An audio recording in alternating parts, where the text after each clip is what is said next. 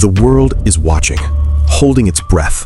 In the heart of the Middle East, a dangerous conflict is unfolding, one that could change the future of the entire planet. The war between Iran and the United States is not just about two countries. It is about power, fear, history, and survival.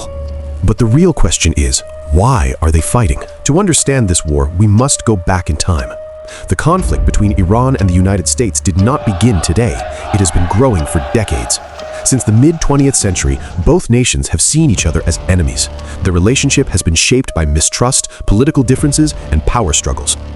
One of the biggest issues between them is nuclear weapons. The United States believes that Iran is trying to build nuclear weapons. Iran, however, says its nuclear program is only for peaceful energy. This disagreement has created fear, because if Iran becomes a nuclear power, it could change the balance of power in the Middle East, and the United States does not want that. But this is not the only reason.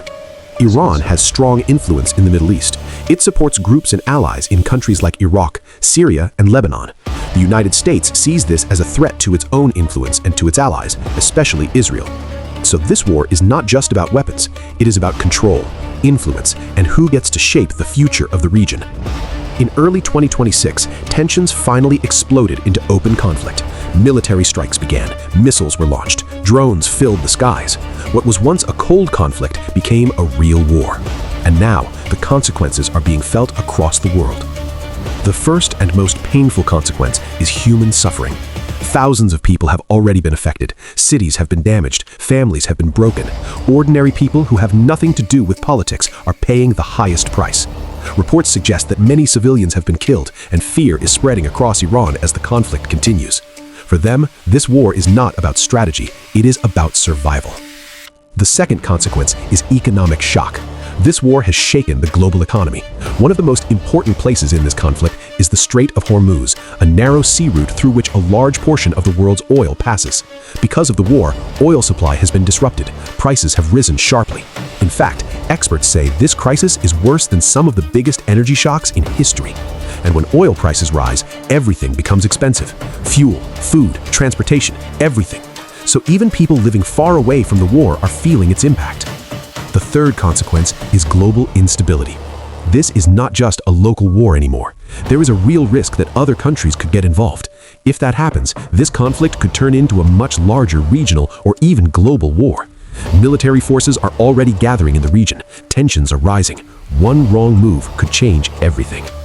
Experts warn that such escalation could have catastrophic consequences for global trade, security, and peace. And yet, despite all this destruction, the war continues. Why? Because ending this war is not easy. Both sides have strong demands. The United States wants Iran to stop its nuclear program and reduce its military power. Iran, on the other hand, wants respect for its sovereignty and an end to foreign pressure. There's also the issue of trust. Years of conflict have created deep mistrust between the two countries. Even when talks begin, both sides doubt each other. Recently, there have been attempts to stop the fighting. A temporary pause in attacks has been announced, and peace talks are being discussed. But the situation is fragile. At any moment, the war could start again. So what is the solution? The answer is not simple, but there are a few possible paths. The first is diplomacy. This means both sides sit down, talk, and make agreements. This could include limits on nuclear programs, lifting of sanctions, and security guarantees. But diplomacy requires compromise, and compromise is difficult, especially when pride and power are involved.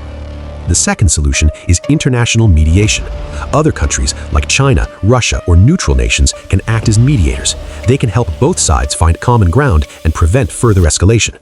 In fact, global pressure is already pushing both countries towards negotiation because the entire world is affected by this war. The third solution is de-escalation. This means reducing military actions step by step. Fewer attacks, less aggression, more communication. It may not end the conflict immediately, but it can prevent it from getting worse. However, there is also a harsh reality. Some experts believe there is no easy solution. Every option, whether it is continuing the war, stopping it, or negotiating, comes with risks.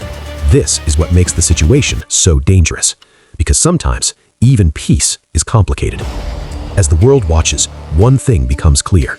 This war is not just about Iran and the United States. It is about the future of global peace. It is about whether humanity chooses conflict or cooperation.